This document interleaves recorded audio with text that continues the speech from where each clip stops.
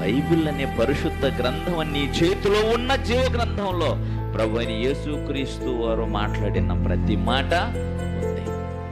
ఈ మాటలే అందుకనే గ్రంథముల యందు రాయబడి ఉన్న ప్రకారము తీర్పు జరుగునన్నప్పుడు దేన్ని బట్టి అనంటే ఈ పరిశుద్ధ గ్రంథంలో రాయబడి ఉన్న దానిని బట్టి తీర్పు జరుగును. అపోస్తలుడైన పౌలు గారు దాన్ని బట్టి చెప్పాడు.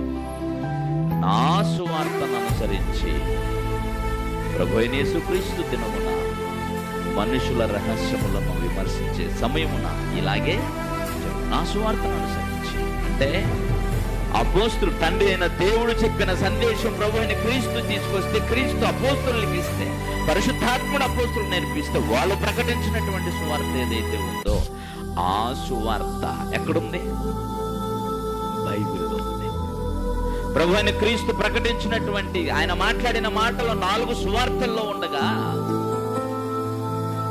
ఆ తర్వాత పరిశుద్ధాత్ముడు క్రీస్తు ద్వారా అపోస్తలులకు అనుగ్రహించిన సువార్త పత్రికల సందేశం.